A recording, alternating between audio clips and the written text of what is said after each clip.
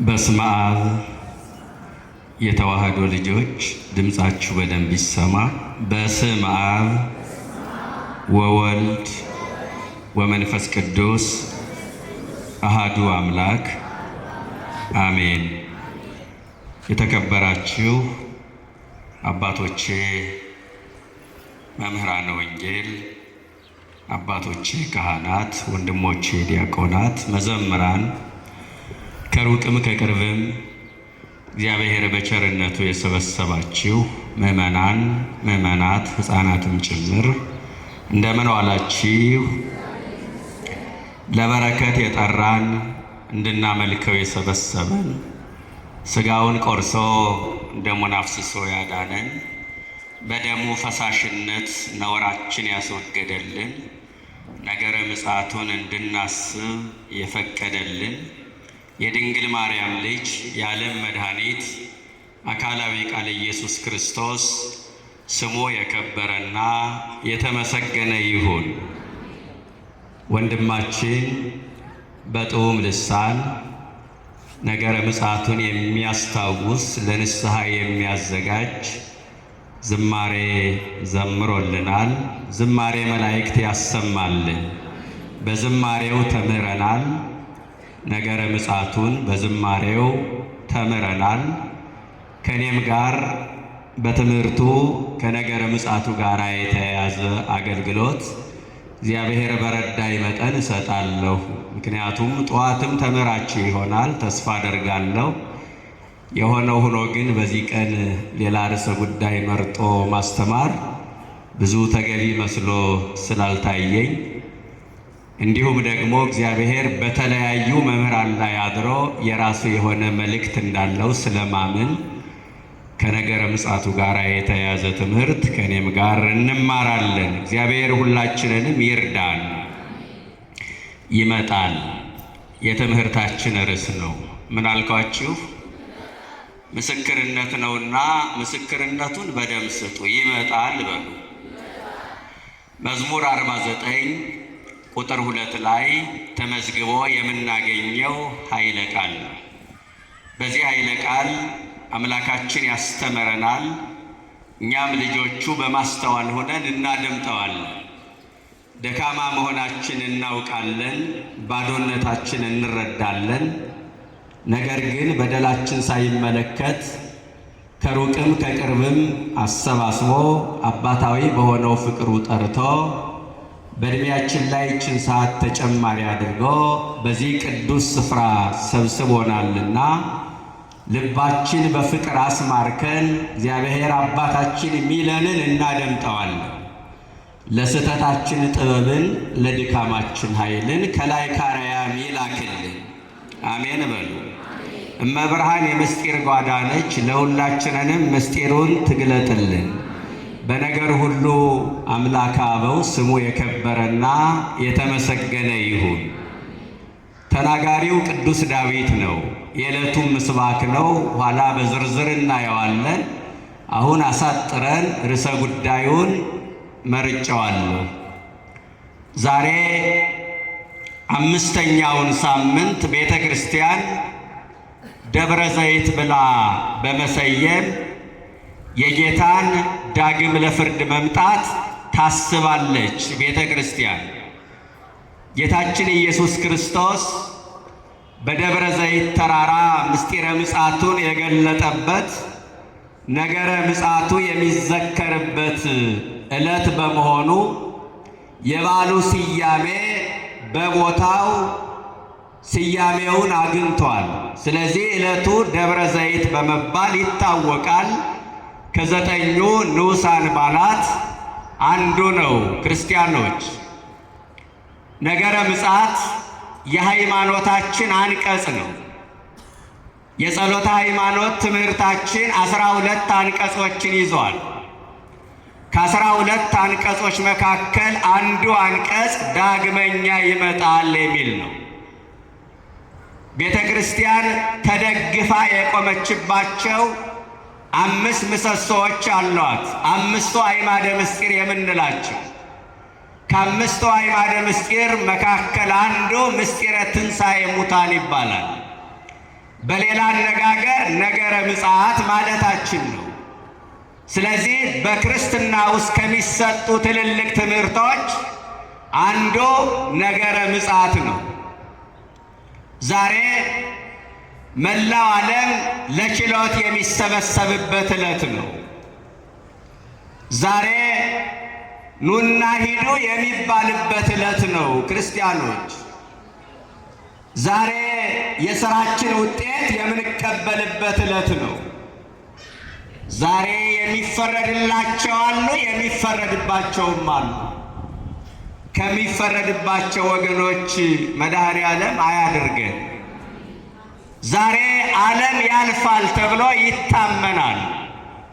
በእርግጥ ዓለም በየጥቂቱ እያለፈች መሆኗን እያየን ነው።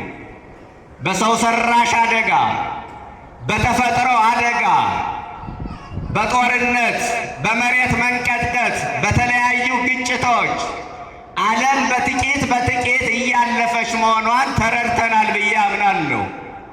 ነገር ግን እንደ ብራና ተጠቅልላ ደግሞ ዛሬ ዓለም ታልፋለች። ይህንን ማስተዋል መቻል አለብን ወገኖቼ። ዛሬ ቤተ ክርስቲያን ጌታ ይመጣል ብላ ትጠብቀዋለች።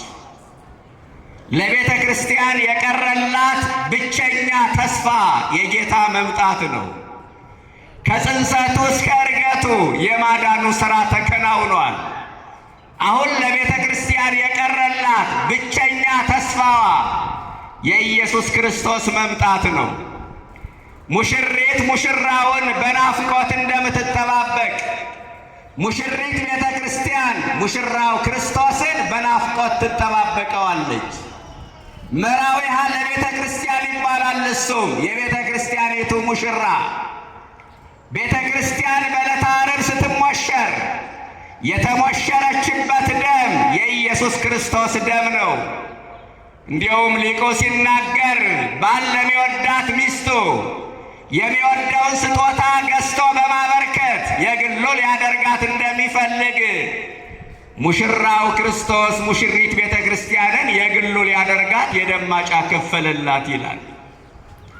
ቤተ ክርስቲያንም ለክርስቶስ ያላትን ፍቅር ትገልጥ ዘንድ ሁልጊዜ መስቀል ተሸክማ ትታያለች። ሚስት ለባሏ ያላትን ታማኝነት የምትገልጠው በቀለበቷ ነው።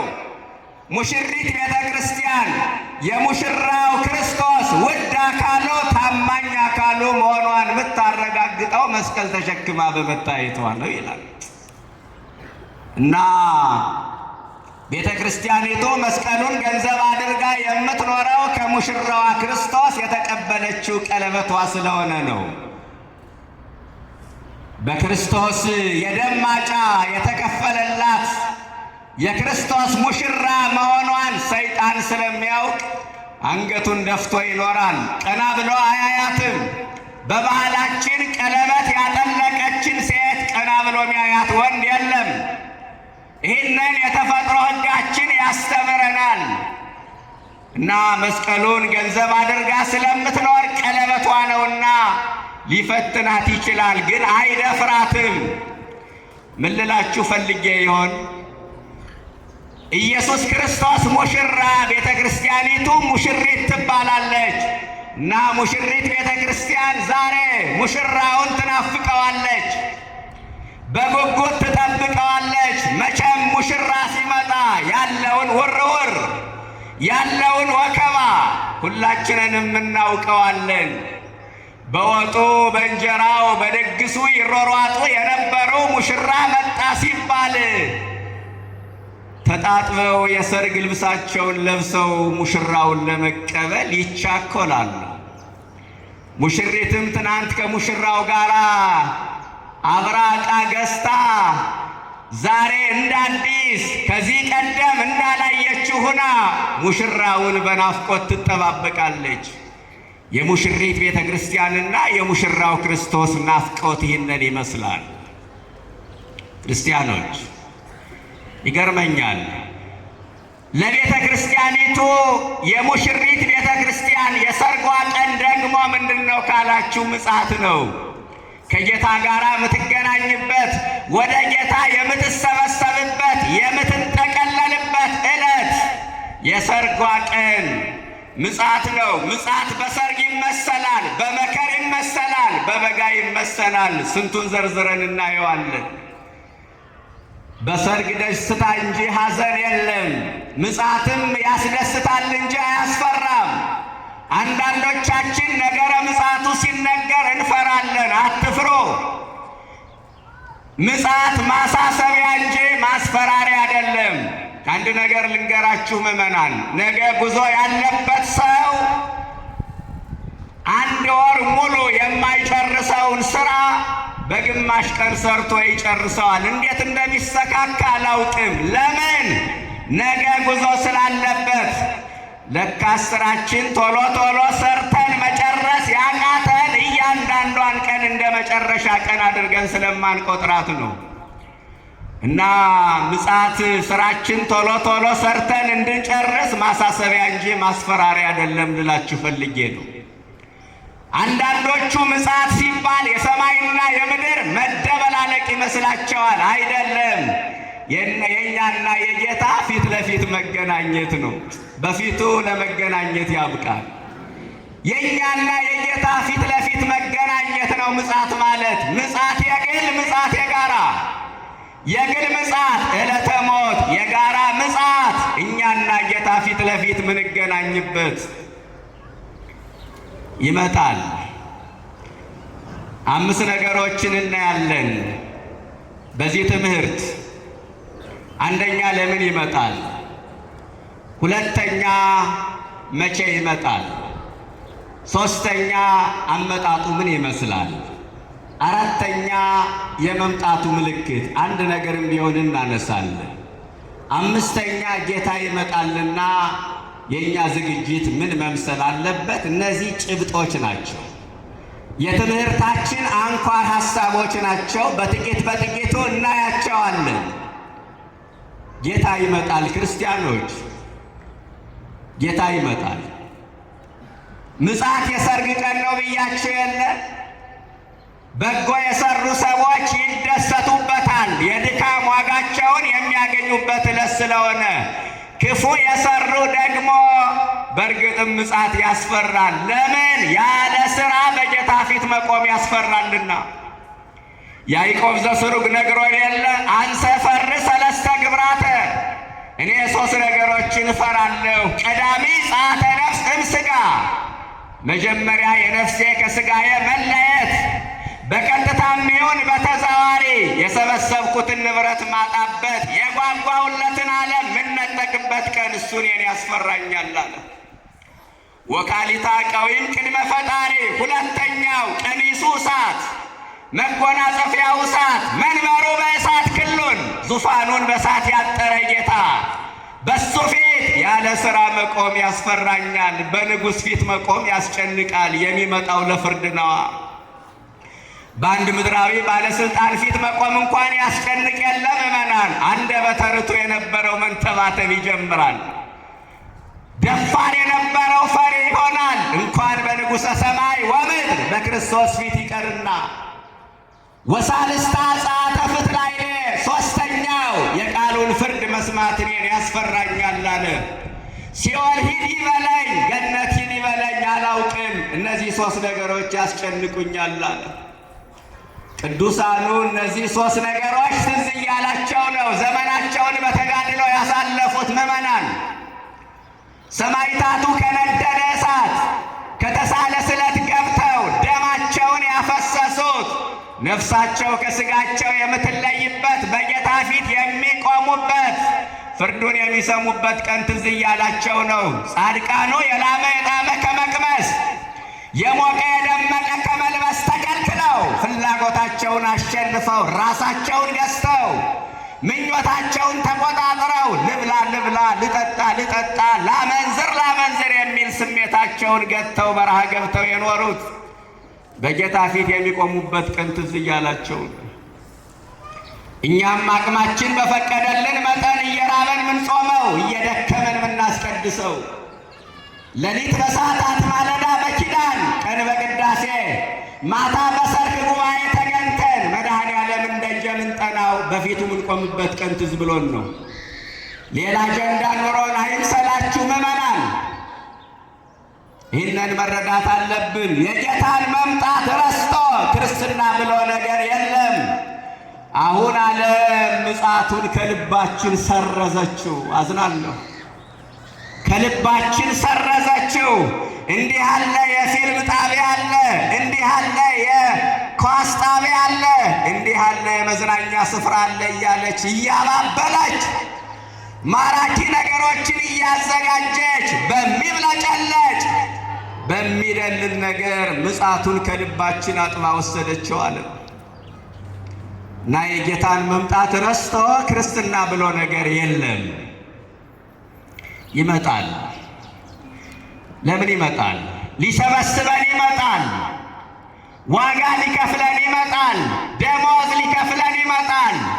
ምን ሰራችሁ ብሎ ሊጠይቀን ይመጣል። ቆጥሮ የሰጠንን ቆጥሮ ሊቀበለን ይመጣል። ትንሣኤ ሙታንን ሊያደርግ ይመጣል። በክብር ሊገለጥ ይመጣል። አመፀኞችን ሊቀጣ ይመጣል። ያላመኑትን በአደባባይ ሊቀጣ ጌታ ይመጣል። እሱ ሲመጣ የመጨረሻዋን ፍርድ እንሰማለን። ጌታ ሲመጣ የሕይወትን ቃልና የሞትን ቃል እናደምጣለን። ጌታ ሲመጣ ከሕሊናችን ውጪ ማንም የማያውቃት ሴራችን ይፋ ትሆናለች። ጌታ ሲመጣ ተሰውረን የሰራነው ኃጢአት ግልጽ ይሆናል። ጌታ ሲመጣ ታሪካችን በጻድቃን፣ በሰማዕታት፣ በመላእክት፣ በአጋንንት ፊት ሳይቀር ይነበባል። ጌታ ቢመጣ ይሻላል ቢቆይ ምዕመናን? ምነው ዝም አላችሁ? ራሱን ያላዘጋጀ ዝምታን መምረጡ ይሻላል። እረ ቢመጣ ይሻላል አይሻልም? ተባላን እኮ ምን ቀረን? የዚህ ዓለም መከራ፣ የዚህ ዓለም ሰቆቃ፣ የዚህ ዓለም ዋይታ ጥግ የደረሰ ግፍ ማብቂያ የሚያገኘው መድኃኔ ዓለም ሲመጣ ነው። ሰው እንደ ቅጠል የሚረግፍበት፣ ደም እንደ ጅረት የሚፈስበት፣ የጭካኔ ጥግ ያየንበት፣ ወንድም በወንድሙ ላይ፣ ሕዝብ በሕዝብ ላይ የተነሳበት፣ ለሕፃናቱ፣ ለእናቶች፣ ለነፍሰ ጡሮች፣ ለአረጋውያን፣ ለአቅመ ደካሞች ሳይቀር የሚራራ ልብ የጠፋበት፣ ሰው በዝሙት እንስሳ፣ በጭካኔ አራዊት የሆነበት፣ እናትና ልጅ በጥቅም የተለያዩበት፣ በጎሳ በቋንቋ ተለያይቶ ምክንያት የለሽ ጠብ የሚጣላበት ቢመጣ ይሻላል።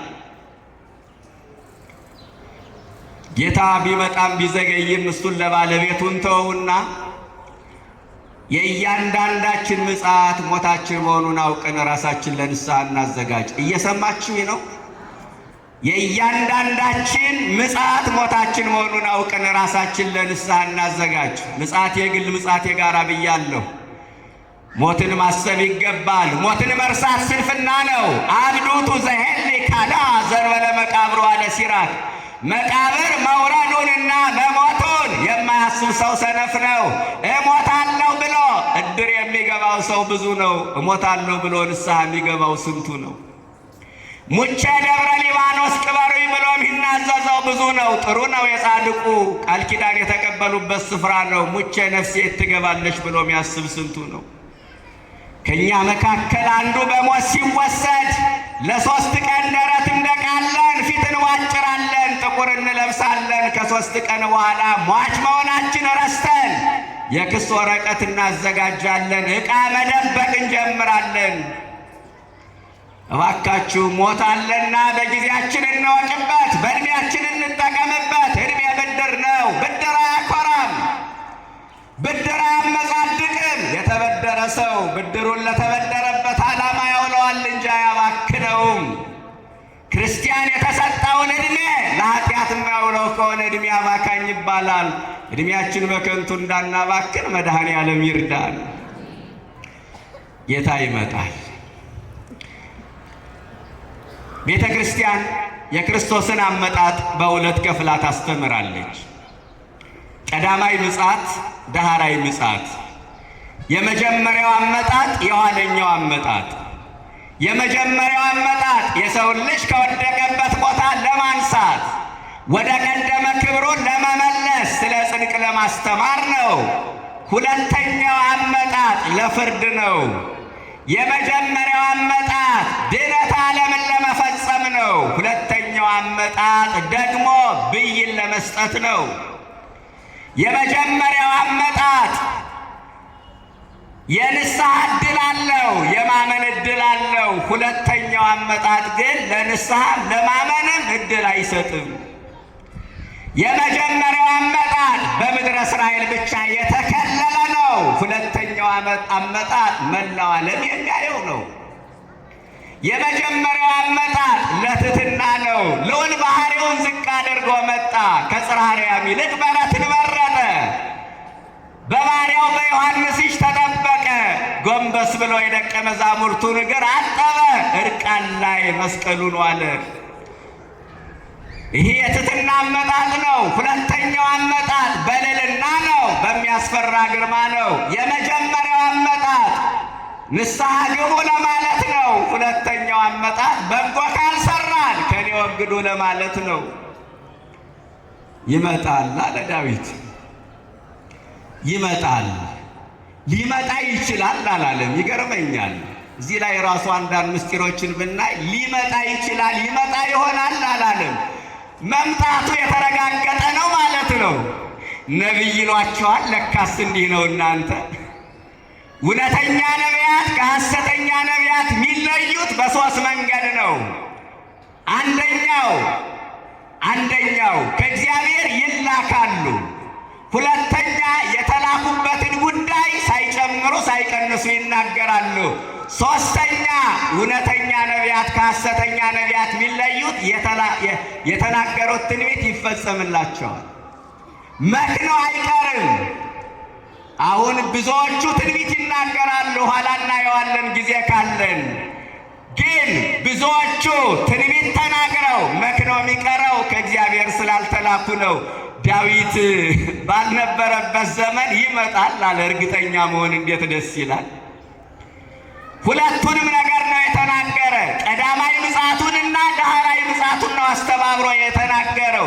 ይመጣል አለ።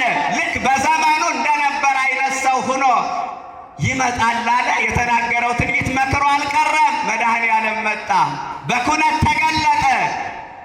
በመጀመሪያ ትንቢቱ እውነቱ ተረጋግጧልና ሁለተኛውም ትንቢቱ የተረጋገጠ ነው። ይመጣል። ይገርማል። ይመጣል አለ። እግዚአብሔር ይመጣል ይባላል። ምዕመናን ንገሩኝ እስቲ፣ ይመጣል ይባላል? እኔ ወደ እናንተ ልመጣ እችላለሁ፣ እናንተ ወደ እኔ ልትመጡ ትችላላችሁ። እግዚአብሔር ይመጣል እንዴት ይባላል? ያልነበረበት ቦታ አለ ወይ? የሌለበት ስፍራ አለ ወይ? ምሉ በኩለሄ ነው እያልነው አይደለም ወይ? እግዚአብሔር በዓለሙ ሙሉ ነው። ዓለምን ይወስነዋል እንጂ ዓለም እሱን አይወስነውም። እና በባህር የመለኮቱ ይመጣል አይባልም። ይመጣል ማለት ይገለጣል ማለት ነው፣ ይታያል ማለት ነው። የሚመጣው ለፍርድ ነውና በለበሰው ሥጋ ከሆነ ደግሞ እሰየው ነው። ለምን? መምጣት፣ መሄድ፣ መቆም፣ መቀመጥ የሰውነት አንዱ መገለጫ ባህሪ ነውና ይመጣል አለ። ሌላው ይመጣል ማለት በስራ መገለጥ ነው። ስራ መስራትን የሚጠይቅ ሐሳብ ነው። ለምሳሌ በሉኝ የዮሐንስ ወንጌል ምዕራፍ 1 ቁጥር 9 ላይ እውነተኛው ብርሃን ወደ ዓለም ይመጣ ነበረ ይላል። ምንኛው ብርሃን? ከቃሉ ጋር ናችሁ? የምናገረው ሐሳብ ግልጽ ነው። ምስክርነት ስጧ። ታዲያ እውነተኛው ብርሃን ወደ ምን ይመጣ ነበር? ወደ ዓለም ይመጣ ነበረ። ምን ማለት ነው?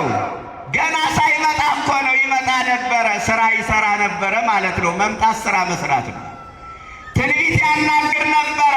ሱባኤ ያስቆጥር ነበረ። ምሳሌ ያስመስል ነበረ። በነገስታት እያደረ በካህናት እያደረ ነቢያትን እያስነሳ ይመጣል ማለት ስራ መስራት ነው። ሁለተኛው ሐሳብ መቼ ይመጣል?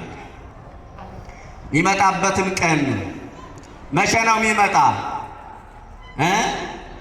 ለነገሩ ዝም ብትሉ አልፈርድም። እንኳን እናንተ ጌታም አልነገረንም፣ ቀኑን አልነገረንም። በ10 ይሁን በ11 አልነገረንም። ምልክቱን ነግሮናል፣ ዘመኑን ነግሮናል። የማቴዎስ ወንጌል ምዕራፍ 24 ቁጥር 36 ላይ ምልክቱን ነግሮናል፣ ዘመኑን ነግሮናል። ምልክቱ ማቴዎስ 24ን አንብቡት ባጭሩ። ወደ 17 ምልክቶች አሉ። ድርጊት ላይ አሁን ብዙ መቆየት አልፈልግም። እንዲህ ይሆናል እንዲህ ይሆናል ተብሎ የተነገረው ትንቢት ሆኖ አይተነዋል ባጭር ቋንቋ። አሁን ድርጊቱን እያጣጣምን ስለሆነ ያንን እያነሳው መዘርዘር አልፈልግም። ገብቶ ማንበብ ነው የሚጠበቀው። ምልክቱን ማወቅ ለምን አስፈለገ? ተዘጋጅተን እንድንኖር፣ ንስሐ እንድንገባ፣ የቀና ሃይማኖት የጸና ምግባር እንዲኖረን፣ የነፍስ ስንቅ እንድንቋጥር፣ እንድንዘጋጅ፣ ስጋውን እንድንበላ፣ ደሙን እንጠጣ ነው። ለማስፈራራትም አይደለም፣ ለማስጨነቅም አይደለም። ምልክቱ የተነገረን የዓለምን ፍጻሜ ማወቅ ከፈለጋችሁ ማቴዎስ 24ን አንብቡ። የዘመኑን መልክ በቅጡ ማወቅ ከፈለጋችሁ ማቴዎስ 24ን አንብቡ። መጽሐፍ ቅዱስን ታማኝ ከሚያደርጉ ምዕራፎች አሉ ማቴዎስ 24 ነው። ለምን ካልከኝ ትንቢቱ ፍጻሜውን ስላገኘ ነዋ። የሰማነውን አየነው እኮ። ያንን ገብቶ ማንበብ ነው እንዳልኳችሁ። ምልክቱን የነገረን እንድንዘጋጅ ነው። ስለዚህ ምልክቱን ነግሮናል፣ ዘመኑን ነግሮናል። ዘመኑ ዘመነ ዮሐንስ አሉን አባቶቻችን። ወርሁ ወርሃ መጋቢት፣ ዕለቱ ዕለተ እሑድ፣ ደብረ ዘይት፣ ሰዓቱ መንፈቀ ሌሊት። ግን ብዙ የመጋቢት ወር አለ፣ ብዙ የዮሐንስ ዘመን አለ። ቀኗን ማወቅ ግን አይቻልም። መድኃኔዓለም 2 ነገሮችን ለሰው ሰውሯል። አንደኛ የሚመጣበትን ቀን አልነገረንም። ለምን? የሰው ልጅ የመጓዝ አቅሙ እንዳይገታ እኖራለሁ ብሎ ማሰብ እንዲችል። አያችሁ።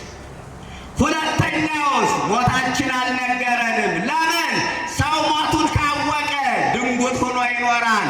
ሶበሳ ይመረ ቢሲ ዕለተ ሞቱ እምተጎዳደ ለገቢረ ሰናይ። ሰው የሚሞትበትን ቀን ቢያውቅ ኖሮ መልካም ስራ ለመስራት ይዘገይ ነበረ። ነገ ለምን ሞተው እያለ መልካም ስራውን ያቆም ነበረ። እና 2 ነገሮችን ሰውሮ ነገረ ማለት 2 ነገሮችን አልነገረንም። እንዲህ አለ ወንጌል፣ ወበይንተ ይእቲ ዕለት ወኪሃ ሰዓት አልቦ ዘያምራ ኢመላእክተ ሰማይ ወይወልድ ዘእንበለ አብ ባሕቲቱ። ከአብ በስተቀር የሰማይ መላእክትም ቢሆኑ ልጅም ቢሆን አያውቃትም። ጆባ ዊትነስ የተባለ የእምነት ድርጅት አለ። ኢየሱስ ክርስቶስን ከአብ ለማሳነስ የሚጠቀመው ጥቅስ ነው። ቀኒቱን ልጅ የተባለ ወልድ ነው። ቀኒቱን ካላወቀ ከአብ ያንሳል፣ ፍጡር ነው። ሎቱ ስብሐት እንዲህ ይሉታል። አይደለም የመምጫ ምልክቱን የነገረን እንዴት አያውቅም ይባላል? ምልክቱን እኮ የነገረን ኢየሱስ ክርስቶስ ነው። ለፍርድ የሚመጣው ኢየሱስ ክርስቶስ ነው። ለፍርድ የሚመጣ እሱ ከሆነ ቀኒቱን አያውቃትም ማለት ምን አይነት እብደት ነው? ምን አይነት ጅልነት ነው? ያለ ጥቅስ እኮ እንዲሁ እንደው በቀላሉ መረዳት ይቻላል። ምልክቱን ከነገረን ለፍርድ የሚመጣ እሱ ከሆነ እንዴት ቀኑን አያውቅም ይባላል? ስለዚህ መላእክት አያውቋትም፣ ልጅ አያውቃትም የተባለ ቀኒቱን ከደቂቀ አዳም ለመለየት ነው። ደቂቀ አዳም የሰው ልጅ ቀኒቱን አያውቃትም። በምስጢር ደረጃ ከወሰድነው ደግሞ ከአብ በቀር ወልድ አያውቃትም ማለት በአብ ልብ የዓለም ታሰበ፣ በወልድ ቃልነት ተፈጠረ። ስለዚህ ወልድ አያውቃትም ማለት በማሳለፍ አያውቃትም እኮ ነው። ለምን? ይህ ዓለም የሚያልፈው በወልድ ቃልነት ነውና። ይገርማል። ይሄ ዓለም የሚያልፈው በወልድ ቃልነት ነውና፣ እለፊ ጥፊ የሚላት በወልድ ቃልነት ተነግሮ ነውና በማሳለፍ አያውቃትም ነው ምስጢሩ። ክርስቲያኖች እዚህ ላይ አንዳንድ ነገር ልንገራቸው አየይዤ፣ በጣም ማዝንበት ጉዳይ። ጌታ ስለዚያች ቀንና ሰዓት ማወቅ የሚችል የለም ብሎ ከነገረ፣ አሁን በዚህ ዘመን ውዥንብር የሚፈጥሩ ሰዎች ገጥመዋቸው ያውቁ? ግራ የሚያጋቡ ሰዎች አልገጠሟችሁም? ዓለም ልታልፍ ነው፣ ሰማይ ሊናድ ነው፣ መሬት ሊገለበጥ ነው፣ ጌታ በዚህ ቀን ሊመጣ ነው የሚሉ ሰዎች አይገጥሟችሁም? በየቤተ ክርስቲያኑ ጋር ከየት አገኙት ነው የኔ ጥያቄ። ከማን ተማሩት? ራሱ ባለቤቱን ስለዛች ቀን መቼ ነገረን? እኔ በጣም አዝናለሁ። በዛም ቤት በእኛም ቤት እንዲህ ሊሆን ነው እንዲህ ሊደረግ ነው የሚሉ ሰዎች አሉ። አትስማቸው። ሁለት ነገር ልንገራችሁ። እንዲህ ውዥንብር ለሚፈጥሩ ሰዎች፣ ጌታ ይመጣል እንዲህ ይሆናል ለሚሉ ሰዎች፣ አንደኛ ጌታ የሚመጣው 8000 ዓመት ሲሞላ ነው። ይህንን እየሰማችሁ ነው። በአቡሻህር በሊቃውንት አባቶቻችን የዘመን አቆጣጠር ጌታ የሚመጣው 8000 ዓመት ሲሞላ ነው። አለቀ። ምናልባት እንደ ኖህ ዘመን መከራው ሲበዛ ሊመጣ ይችላል። በ120 ዓመት አዘንባለሁ ንፍር ውሃ ብሎት የለ በ98 ዓመትም መጥቷል። ግን መደበኛው 8000 ዓመት ሲሞላ ነው ጌታ የሚመጣው። ሁለተኛ ጌታ የሰው ልጅ በሕይወት እያለ አይመጣም። ይህንን እመኑ። ሁላችንን በመቃብር ሳለን ነው መድኃኔዓለም የሚመጣው። እኛን ከሞት አስነስቶ ፍርድ ይሰጣል። ባጭሩ ጌታ በ2017 ዓመት ይመጣል። በ2016 እንዲህ ይሆናል ለሚሉ ሰዎች ባጭሩ መልሳችሁ ይህ ነው። ባለፈው ትንሽ ቆየት አለ መሰለኝ ኤልያስ መጥቷል አሉ። ኤልያስ መጥቷል፣ ዓለም ልታልፍ ነው፣ ጌታ ሊመጣ ነው አሉ። በጣም የሚያሳዝን እኮ ነው። ምን ሊሰራ ነው የመጣ ስንላቸው የኢትዮጵያን ትንሣኤ ያረጋግጥ። ዓለም ልታልፍ ከሆነ ኢትዮጵያ ትንሣኤዋን ይሰራላት። ምንድን ነው የሚሰራላት? ራሱ ሀሳቡ አይዘበራረቅም። ምዕመናን ጌታ መጥቷል፣ ኤልያስ መጥቷል አሉ። ጌታ ሊመጣ ነው፣ ኤልያስ መጥቷል። ምን ሊሰራ መጣ? የኢትዮጵያን ትንሣኤ ሊያረጋግጥ። ጌታ መጥቶ ዓለምን ካሳለፈ ኢትዮጵያ ትንሣኤዋ ምን ይሰራላታል? ውዥንብር የሚፈጥሩ ሰዎች የት ነው የሚገኘው? 4 ኪሎ 4 ኪሎ። እንዴ ጉድ ነው። ሲጀመር ኤልያስ በዛው በኢየሩሳሌም ነው የሚያስተምር፣ በዚያው ነው የሚሞተው። የዮሐንስ ራእይ ላይ ተጽፏል። ኢትዮጵያም አይመጣም ሲጀመር ኤልያስ 4 ኪሎ እና እኛ እናየዋለን ስንል አይ ለበቁት ካልሆነ ለማን እንዲህ ብሎ ቀልዳለ እንዲህ ብሎ ነገር አለ። አዝናለሁ። ከዛ መስራቹ በቤተ ክርስቲያኒቱ መገናኛ ብዙሃን ቀርቦ የሰራው ስህተት ነው፣ ምን እንደነካኝ አላውቅም፣ ተሳስቻለሁ ብሎ ይቅርታ ሲጠይቅ ሰምቻለሁ፣ አይቻለሁ። ማኅበረ ሥላሴ ዘደቂቀ ኤልያስ የሚባል የጽዋ ማኅበር ተመስርቶ ነበር። አሁን የት እንደደረሱ አላውቅም። አሁን ደግሞ በቅርብ ኢትዮጵያ የዓለም ብርሃን የሚል ማኅበር ተቋቁሟል። እዚህም የጽዋ አባላት ትኖራላችሁ። እውነቱን ግን ወቁት። በጣም ያሳዝናል። ኢትዮጵያ የዓለም ብርሃን ቴዎድሮስ ይመጣል የሚል ነው። ደግሞ ይህ ደግሞ ከባድ ነው። ቤተ ክርስቲያኒቱ ጌታ ይመጣል ብላ ትጠብቃለች፣ ቴዎድሮስ ይመጣል ብሎ ደግሞ ያወራል። እንዴት ነው ነገሩ? ምዕመናን ወደ የት እየሄድን ነው? ይህ ማኅበር ከሌሎች መናፍቃን የሚለየው ቅዱሳንን እንወዳለን ማለቱ ብቻ ነው። ከዚህ ውጭ ግን በምስጢራት አያምንም። ክህነት ረክሷል፣ ሲኖዶስ ተወግዟል ብሎ ቢያምን ነው። ክህነት ከረከሰ አደገኛ ነው። እቺ ቤተ ክርስቲያን 7 ምስጢራት አሏት። 6ቱ ምስጢራት የሚፈጸሙት በክህነት ነው። ክህነቱ ከረከሰ ምስጢራቱ አያስፈልጉም። ምስጢራቱ ከሌሉ ተቋሙ አታስፈልግም። አደገኛ ክህነት፣ አደገኛ ምንፍቅና ነው። ጠንቀቅ በሉ ምዕመናን።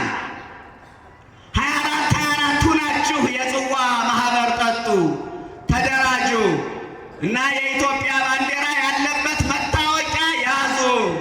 ቴዎድሮስ ሲመጣ መታወቂያውን እያየ ከመቅሰፍት ያመልጣል። ወይ ጉድ! መታወቂያ የያዘ ወንድሜ ከፖሊስ ዱላ ሊያመልጥ ይችላል። ከዚህ ውጭ ግን ከመቅሰፍት ማምለጥ የሚችለው ንስሐ የገባ ነው። ሥጋው ደግሞ የተቀበለ ነው። አዎ በአንዳንድ ድርሳናት ላይ ገድላት ላይ ቴዎድሮስ እንደሚመጣ ተጽፏል። ሊመጣም ይችላል፣ አልፎም ሊሆን ይችላል። አይመለከተንም። ከመጣም እሰየው ነው፣ የመከራው ዘመን ይቀልልናል። ካልመጣም ቤተ ክርስቲያኒቱ ተስፋ የምታደርገው ሙሽራዋ ክርስቶስን ነው። እቺ ቤተ ክርስቲያን የምንጠብቀው መድኃኔዓለምን ነው። እኛ ተደራጅተን የምንጠብቀው ቴዎድሮስ የለም። በጣም ማዝነው ትውልዱ ዘረኛ፣ ከፋፋይ፣ ጎጠኛ መሆኑን ስለሚያውቁ በጎሳ በዘር ከፋፍለውታል። ጎጃም ላይ ያለው የጽዋ ማህበር ቴዎድሮስ የሚነሳው አዳማ የሚባል ተራራ ነው ብሎ ያምናል። አዳማ የሚባል ተራራ አሉ። ሊቀ ሊቃውንት ያሬድ ሽፈራው የቅኔ ምስክርነት የሚሰጥበት አካባቢ ጉባኤ ቤት ነው። ጎንደር ላይ ያለው የጽዋ ማህበር ቴዎድሮስ የሚነሳው ሰሜን ተራራ ነው ብሎ ያምናል። ስንት ቴዎድሮስ ነው ያለ? እኔ እኮ በጣም በዚህ እንኳን መለካት አይቻል። ወሎ ላይ ያለው የጽዋ ማህበር ቴዎድሮስ የሚነሳው አቡነ አሮን ገዳም ነው ብሎ ያምናል። ሸዋ ላይ ያለው የጽዋ ማህበር ቴዎድሮስ የሚነሳው የረር ስላሴ ነው ብሎ ያምናል። ስንት ቴዎድሮስ ነው ያለ? ምን ልላችሁ ፈልጌ ነው፣ ጌታ ይመጣል እንዲሆናል ለሚሉ ሰዎች ጆሮ አትስጡ። ጌታ የሚመጣበትን ቀን አልነገረንም። የሚመጣም ሰው በሕይወት እያለ አይደለም፣ በመቃብር ነው የሚመጣው። ስንት ነገር አየን። ሰምታችሁኛል? ስንት ነገር አየን። ለምን ይመጣል አይተናል አይደለ? ከዛ መቼ ይመጣል? ሁለት ነገሮችን አየን። ሶስተኛ አመጣጡ ምን ይመስላል? እኔ ቅደም ተከተል ጠብቄ ነው መናገር የምፈልገው፣ እየተከታተላችሁ ከሆነ አመጣጡ ምን ይመስላል? አንድ ጥቅስ ብቻ ላንሳ። አመጣጡ እንደ ኖህ ዘመን ነው። አመጣጡ እንደ መብረቅ ነው። እሱን ሁሉ ለማንሳት ጊዜ አይበቃንም። አመጣጡ እንደ ሌባ ነው። ይህን ብቻ ጥቅስ ላንሳ። ማቴዎስ 24 ቁጥር 43 ላይ ወዘንተ ባሕቱ አይምሩ ሶበሁ ያምር ባለቤት ጊዜ መጽ ሰራቂ እምተጋ ወመሃደው ወመይሃደገ ይክርዩ ቤቶ ይላል። ባለቤት ሌባ የሚመጣበትን ሰዓት ቢያውቅ ኑሮ በነቃ ቤቱም እንዲቆፈር ባልተወ ነበረ። ከማሁ አንትሙ ድለዋንክሙ ሀለው እስመ በጊዜ የታዘብክሙ ይመጽእ ወልደ እጓለ እመሕያው። እናንተም ባልጠበቃችሁት ባልጠረጠራችሁት ሰዓት የሰው ልጅ ክርስቶስ ይመጣልና ተዘጋጅታችሁ ኑሩ ይላል። አመጣጡ እንደ ሌባ ነው። ባለቤት ሌባ የሚመጣበትን ሰዓት ቢያውቅ ኑሮ አጥሩን አጠባብቆ በሩን ዘግቶ በሩን ቆልፎ መስኮቱን ዘግቶ እንቅልፉን አጥቶ ንብረቱን ከሌባ እጅ ባስጣለ ነበረ። ነገር ግን ባልጠበቀው ሰዓት ሌባው መጥቶ ይዘርፈዋል። ሌባ የሚመጣ ምቹ ሰዓት ፈልጎ ነው። ሌባው የሚመጣው እንቅልፍ በሚጥምበት ሰዓት ነው። መድኃኔዓለምም የሚመጣው ባልጠረጠርንበት በተዘናጋንበት ሰዓት ነው። ዓለም ለምን ብለን ሱባኤ ይዘን ተባረን ባለንበት ሰዓት አይደለም። መድኃኔዓለም የሚመጣው በተዘናጋንበት ሰዓት፣ በተደላደልንበት ሰዓት፣ ስለ ቴክኖሎጂው፣ ስለ እድገት፣ ስለ ስልጣኔ፣ ስለ ኑሮ በምናስብበት ሰዓት መድኃኔዓለም ይመጣል። ስለዚህ ተዘጋጅታችሁ ኑሩ ነው። ተዘጋጅታችሁ ኑሩ። ሌባው የሚመጣበትን ሰዓት የሚያውቀው ራሱ ሌባው ነው። ባለቤቱ ማወቅ አይችልም። መድኃኔዓለምን የሚመጣበትን ሰዓት የሚያውቀው ራሱ መድኃኔዓለም ነው። እኛ ማወቅ አንችልም። አንድ ነገር ግን እናውቃለን። የሚመጣበትን ቀን አናውቅም። ለፍርድ እንደሚመጣ ግን እናውቃለን። ሶስተኛው አመጣጡ ይህንን ይመስላል። አራተኛው የመምጣቱ ምልክቶች ምንድናቸው? አንድ ምልክት ብቻ ላንሳ። ሌላውን ቅድም እንደነገርኳችሁ ገብታችኋል ነው። እሱን በመዘርዘር ጊዜ አንጨርስም። ግልጽ ስለሆነ ሐሳቡ እየሆነም ስለሆነ እየተደረገም እያየነውም ስለሆነ እዚህ ማቴዎስ 24 ከቁጥር 1 ጀምሮ እንዲህ የሚል ቃል አለ። ወወፂኦ እግዚእ ኢየሱስ ቤተ መቅደስ ሆረ። ጌታ ከቤተ መቅደስ ወጥቶ ሄደ። ከየት ወጥቶ ንገሩኝ? ከምን ወጥቶ? ከቤተ መቅደስ ወጥቶ ሄደ። ጌታ ከቤተ መቅደስ ወጥቶ ሄደ። ከዛ ወቀርቦ አርዳይሁ ዋራይዎ ንድቀ ሕንፃሁ ለቤተ መቅደስ ደቀ መዛሙርቱ የመቅደሱን ግንቦች ሊያሳዩት ቀረቡ ይላል። ከዛ መድኃኔዓለም ምን አላቸው? ትሬይኑ ዘንተ ኩሎ አማን ብለክሙ ይትሐደግ ዝየ ዲበ እብን ዲበ እብን ዘይትነሰት። እውነት እውነት እላችኋለሁ ድንጋይ በድንጋይ ላይ በዚህ ሳይፈርስ አይቀርም። የምጽአቱ ምስጢር እዚህ ጋር ነው የሚጀምረው።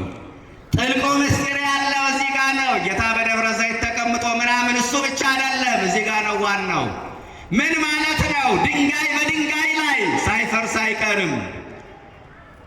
ጌታ የገበያ ማዕከል የነበረውን ቤተ መቅደስ አጽድቶ ሲወጣ ነው ደቀ መዛሙርቱ እየተስፋፋና እየታደሰ ያለ ቤተ መቅደስ ነበረ። እሱን እያሳዩ ጌታ ሆይ ታየዋለህ ይህንን ቤተ መቅደስ አሉት። አያምርም? በልዩ ቅርጻ ቅርጽ በልዩ እብነ በረድ እየተሰራ እየታደሰ ያለ ቤተ መቅደስ ነው፣ እድሳት ነው። ታየዋለህ ሲሉት እውነት እውነት እላቸዋለሁ ድንጋይ በድንጋይ ላይ በዚህ ሳይፈርስ አይቀርም አላቸው። የመጀመሪያው ቤተ መቅደስ የምጽአቱን ምልክት እየነገርኳችሁ ነው ምዕመናን። አራተኛው ነጥብ ላይ ነው ያለሁት። የመጀመሪያው ቤተ መቅደስ በዳዊት ልጅ በሰሎሞን ዘመን ተሰራ። ሰሎሞን የሰራው የመጀመሪያው ቤተ መቅደስ 360 ዓመት አገልግሎት ሰጠ። በ586 ዓመት ዓለም ከልደተ ክርስቶስ በፊት በባቢሎናውያን ያ መቅደስ ፈረሰ። እስራኤላውያን ባቢሎን ወረዱ። ለ70 ዓመት መቅደስ አልባ ሀገር አልባ ሆነው ቆይተዋል። ከ70 ዓመት በኋላ ከባቢሎን ሲወጡ ነህምያ ቅጥሩን ሰራ። ዘሩባቤል ቤተ መቅደሱን ሰራ። ዘሩባቤል የሰራው ቤተ መቅደስ 400 ዓመት አገልግሎት ሰጠ። ከ400 ዓመት በኋላ እርጅና ገጠመውና መታደስ አስፈለገው። ያንን እየታደሰ ያለውን ቤተ መቅደስ ነው ደቀ መዛሙርቱ ታየዋለህ አሉት። ያን ጊዜ ድንጋይ በድንጋይ ላይ በዚህ ሳይፈርስ አይቀርም አለ ጌታ። ይህንን የተናገረው መድኃኔዓለም በ33 ዓመተ ምህረት በ33 ዓመተ ምህረት ከዛ ቤተ መቅደሱ በ64 ዓመተ ምህረት ተጠናቀቀ። 6 ዓመት አገልግሎት እንደሰጠ በ70 ዓመተ ምህረት ሁለተኛው ቤተ መቅደስ ፈረሰ። ከዛን ጊዜ ጀምሮ እስራኤል እስካሁኗ ሰዓት መቅደስ አልባ ሀገር አልባ ሆነው ይኖራሉ። ኢየሩሳሌም ስትሄዱ የመቅደሱን ፍርስራሽ ነው የምታገኙት። እና በሀገራችን የነበሩ ቤተ እስራኤሎች አሁን ኢየሩሳሌም እስራኤል የገቡት ምን ብለው እንደሚጸልዩ ታውቃላችሁ ምዕመናን? የሥጋ ሀገራችን ኢትዮጵያን፣ የሃይማኖት ሀገራችን ኢየሩሳሌምን ጠብቅልን፣ ለሦስተኛው ቤተ መቅደስ እባክህ አብቃን ብለው በእንባ ሳይቀር ይማጸኑታል። የሦስተኛው ቤተ መቅደስ መሰራት በሕዝብ ዘንድ ብቻ ሳይሆን በመንግሥት ዘንድ ከፍተኛ ትኩረትና ጉጉትን ያገኛል። የሦስተኛው ቤተ መቅደስ መሰራት ደግሞ በዓለም ላይ ከፍተኛ ጦርነትን ያስከትላል። ምናልባት ሦስተኛው የዓለም ጦርነት የሚባለው ይሆን አላውቅም። ከፍተኛ ጦርነትን ያስከትላል። ለምን ካላችሁ እስራኤላውያን አውቄ ነው ከመካ ቀጥሎ የሚያከብሩት ቅዱስ ቦታቸው አላስካ ይባላል። ምን አልኳችሁ? ከመካ ቀጥሎ የሚያከብሩት ቅዱስ ቦታቸው ማን ይባላል? አላስካ ይባላል። መቅደሱ የሚሰራው ያ ፈርሶ ነው። የቱ ፈርሶ የቱ ይሰራል? ስለዚህ ጦርነትን ያስከትላል፣ ጦርነትን ያመጣል። በዚህን ጊዜ ወደፊት እኔ ክርስቶስ ነኝ ብሎ የሚመጣው ሐሰተኛው ክርስቶስ ሁለቱን ሕዝቦች በሃይማኖት ምክንያት አንድ ያልሆኑትን ፍልስጤምና እስራኤልን አግባብቶ ጓዳው የተጀመረ ጠቡ የተጀመረ በነገራችን ላይ በአብርሃም ጓዳ ነው። እነዚህን ሕዝቦች አግባብቶ በዲፕሎማሲ ይሁን አናውቅም፣ በሰላማዊ መንገድ ብቻ አግባብቶ ሁለቱን ሕዝቦች አንድ አድርጎ ሶስተኛውን ቤተ መቅደስ ያሰራዋል። በዚህን ጊዜ በዓለም ላይ ሰላምን ስላመጣ ዓለምን አንተ ምራው ተብሎ ስልጣኑ ይሰጠዋል። አሁን ሐሳዌ መሲህ ምናልባት በትልልቅ ተቋማትም እየሰራ ሊሆን ይችላል፣ አናቅም። 666 እያላችሁ እንዳትጃጃሉ። ሰው ነው፣ ቁጥር አይደለም፣ ሰው ነው። እንደኛ ያለ ሰው በአንድ ከፍተኛ የመንግስት መስሪያ ቤት እየሰራም ሊሆን ይችላል፣ ተወልዶም ሊሆን ይችላል፣ ላይወለድም ይችላል፣ አናቅም። ምዕመናን እና ምን ያመጣል? ዓለምን ይመራዋል። 3 ዓመት ዓለምን ይመራል። በዛ ቤተ መቅደስ መስዋዕተ ኦሪት ይሰዋበታል። ከ3 ዓመት በኋላ ሐሳዌ መሲህ የራሱን ምስል በቤተ መቅደሱ አቁሞ ለእኔ ስገዱ ይላል። በትንቢተ ዳንኤል ምዕራፍ 11 ቁጥር 31 ላይ ማቴዎስም ሐሳቡን ወስዶ ማቴዎስ 24 ቁጥር 15 በተቀደሰው ስፍራ የጥፋት ርኩሰት ቆሞ ስታዩ አንባቢ ያስተውል የተባለው ለዚህ ነው። ሐሳዌ መሲህ የራሱን ምስል በቤተ መቅደሱ ስለሚያቆም። አንዳንድ ሰው ሙዳየ ምጽዋቱም ሲሰበር ይህንን ጥቅስ ይጠቅሳል። አይመጥንም። ትልቅ ርዕሰ ጉዳይ ነው። ትልቅ ምስጢር አለው። በቤተ ክርስቲያን በአስተዳደር ጉዳይ አንዳንድ ችግሮች ሲፈጠሩ አይደው በተቀደሰው ስፍራ የጥፋት ርኩሰት ቆሞ ስታዩ እንዲህ ብሎ ይጠቅሳል። ግን ጥቅሱ ከባድ ነው። በውስጡ ምስጢር አለው። የሐሳዌ መሲህ ምስል በቤተ መቅደሱ ስለሚቆም ነው። የሶስተኛው ቤተ መቅደስ መሰራት ለዓለም ፍጻሜ ትልቅ ምልክት ነው። የዓለምን ፍጻሜ ማወቅ ከፈለጋችሁ የሶስተኛውን ቤተ መቅደስ ታሪክ ተከተሉ። ቤተ መቅደሱ ከተሰራ ይህች ዓለም ከአንድ ሱባኤ በላይ ዕድሜ አይኖራትም። አንድ ሱባኤ 7 ዓመት ነው። አሁን እስራኤል ዜጎቿን ሰብስባለች፣ መንግስት መስርታለች። ቤተ መቅደሱን ለመስራት ሶስተኛውን በዝግጅት ላይ ነው ያለችው። የዓለም ፍጻሜ ተቃርቧል። ምዕመናን በ70 ዓመተ ምህረት ነው እስራኤል የተበተነችው። ከ1900 ምናምን ዓመት በኋላ እስራኤል በ1949 መንግስት መስርታለች። ወደ 80 ምናምን ዓመት ሆኗታል መንግስት ከመሰረተች። ነፃ መንግስት ነኝ፣ ሉዓላዊ መንግስት ነኝ ብላ አውጃለች። ማቴዎስ 24 ቁጥር 32 ምሳሌውን ከበለስ ተማሩ አለ ጌታ። በለስ ጫፏ ሲለሰልስ ቅጠሏ ሲለመልም ያኔ በጋ እንደቀረበ ታውቃላችሁ። ምን ማለት ነው?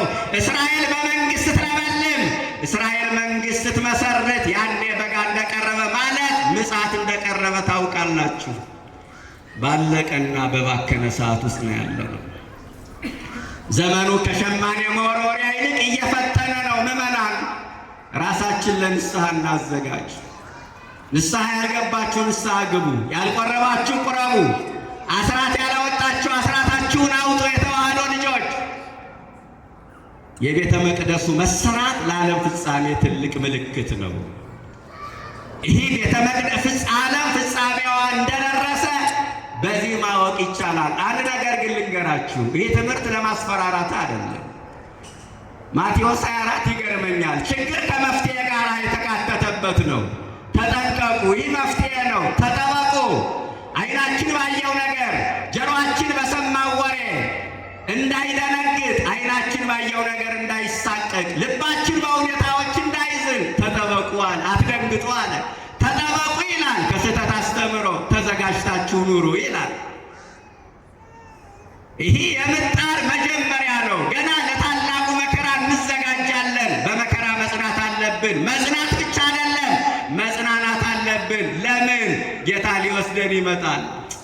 በቅፉ ሊሰበስበን ይመጣል። ከሞት በኋላ ሕይወት፣ ከመቃብር በኋላ ትንሣኤ አለን።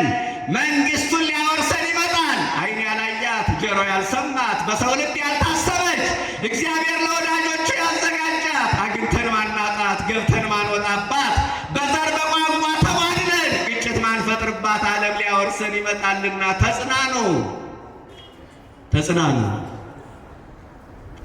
አምስተኛው እንዴት እንዘጋጅ? ሁለተኛ ምልክት ብናገር ደስ ይለኝ ነበር፣ ጊዜ አይበቃንም። ቀጥሎም ትማሩታላችሁ ሳምንቱ። አምስተኛው እንዴት መዘጋጀት? ጌታ ይመጣል። የኛ ዝግጅት ምን መምሰል አለበት? ይመጣል። ለምን ይመጣል? መቼ ይመጣል? አመጣጡ ምን ይመስላል? የመምጣቱ ምልክቶች ምንድናቸው? አንዳንድ ሐሳቦችን እየመዘዝን አይተናል። የመጨረሻው መድኃኔዓለም ይመጣልና የኛ ዝግጅት ምን ይምሰል? የተነሳንበት ርዕሰ ጉዳይ መዝሙር 49 እግዚአብሔር ገሃደ ይመጽእ አይደለ? እግዚአብሔር ግልጥ ሆኖ ይመጣል። ግልጥ ሆኖ ይመጣል። ዛሬ በረዴት ይመጣል፣ ነገ ግልጥ ሆኖ ይመጣል። ሶስት አይነት አመጣጥ። የመጀመሪያው አመጣጥ በኩነት ሰው ሆኖ ሥጋ ለብሶ መጣ። ሁለተኛው ደግሞ ዛሬ በረዴት ይመጣል፣ በካህናቱ በሊቃውንቱ እያደረ። ሶስተኛው ግልጥ ሆኖ ይመጣል።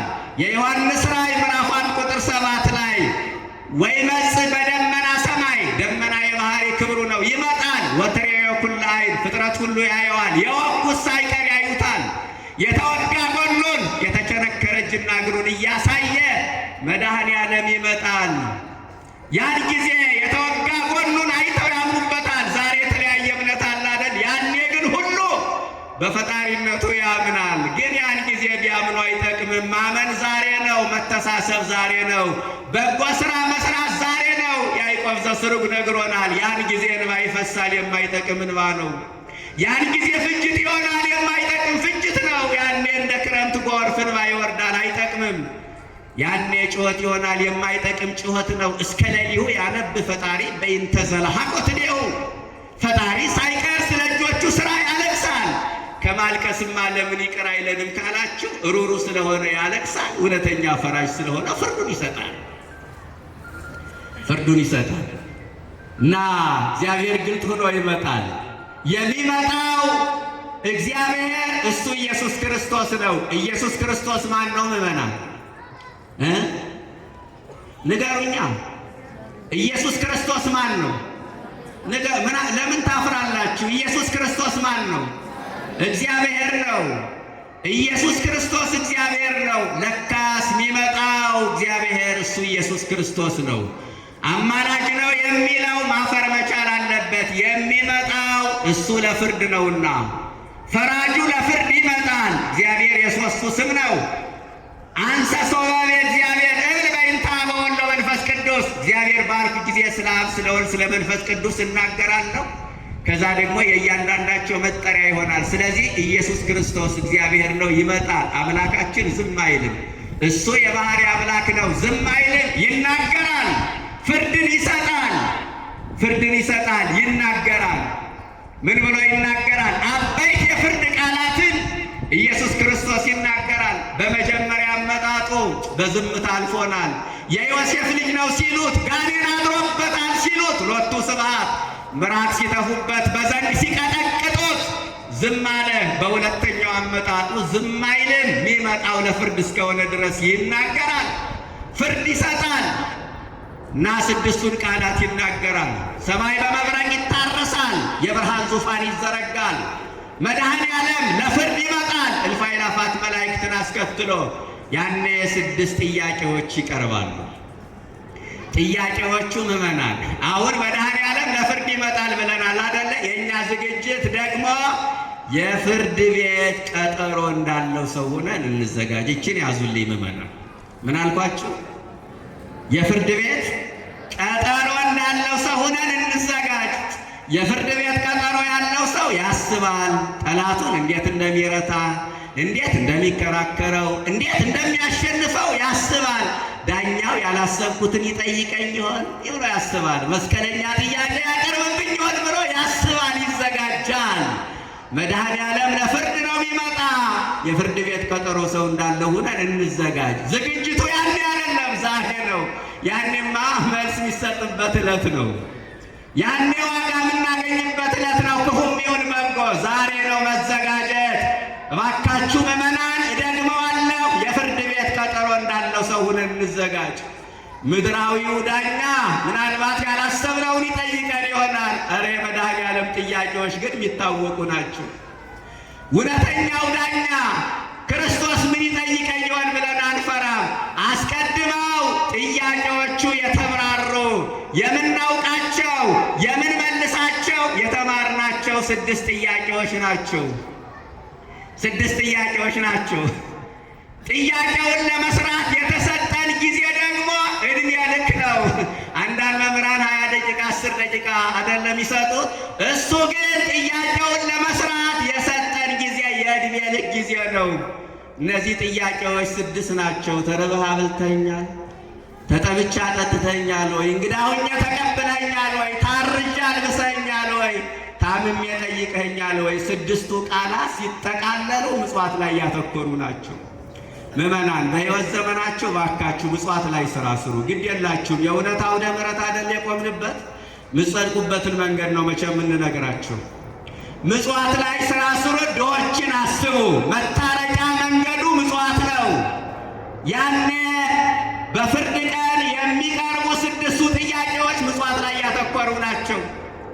ከፈጣሪ መታረቂያ መንገዱ ምጽዋት ነው። በዚህ በትንቢተ ዳንኤል ምዕራፍ 2 ቁጥር 42 ላይ ያለው ቃል ልቤን ይነካዋል።